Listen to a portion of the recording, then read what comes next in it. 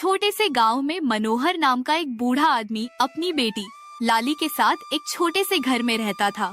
मनोहर बहुत ही गरीब था। वह जंगल से लकड़ियां काट कर लाता था और उन्हें बेचकर अपने घर का गुजारा करता था। मनोहर बहुत ही बूढ़ा हो चुका था और उसके शरीर के अंदर इतनी भी जान नहीं बची थी कि वह लकड़ी काट सके।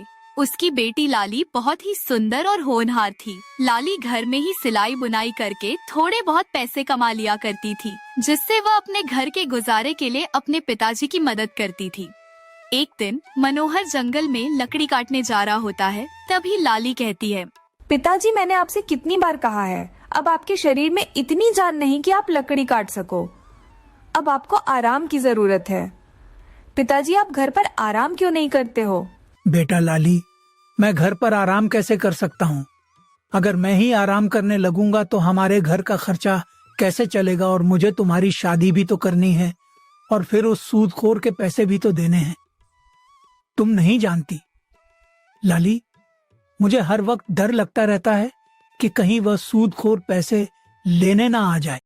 बेटा, वह सूदखोर बहुत ही बेरहम इंसान है। अगर हमने जल्दी से जल्दी उसका पैसा नहीं चुकाया तो वह हमारे साथ कुछ भी कर सकता है। पिताजी, आप ज्यादा परेशान ना हो, भगवान जरूर कोई रास्ता निकालेंगे। और मैं भी तो सिलाई बुनाई का काम करती हूँ। आज से मैं दिन रात मेहनत करूँगी जिससे हम उस सूदखोर के पैसे दे सके।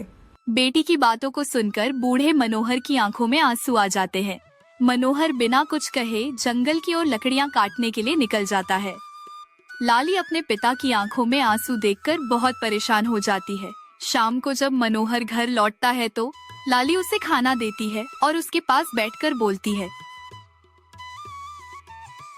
पिताजी, आप किसी से थोड़े पैसे उधार लेकर उस सूदखोर के पैसे क्यों नहीं दे देते? बेटा, बुरे वक्त में कोई रिश्तेदार या अपने काम नहीं देते। सारे रिश्तेदार मुंह मोड़ लेते हैं, और वैसे भी मेरे सारे रिश्तेदार खुद ही गरीब है। वह तो अपना गुजारा ही बड़ी मुश्किल से कर पाते हैं।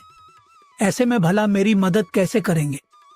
मेरा कोई दोस्त या रिश्तेदार इतना अमीर नहीं है जो मुसीबत में मेरी मदद कर सके। लेकिन पिताजी, हमें कैसे भी करके उस सूदखोर के पैसे का इंतजाम करना ही होगा। वह कल अपने पैसे लेने आएगा। अगर उसे पैसे नहीं मिलेंगे तो पता नहीं वह हमारे साथ कैसा सुलूक करेगा।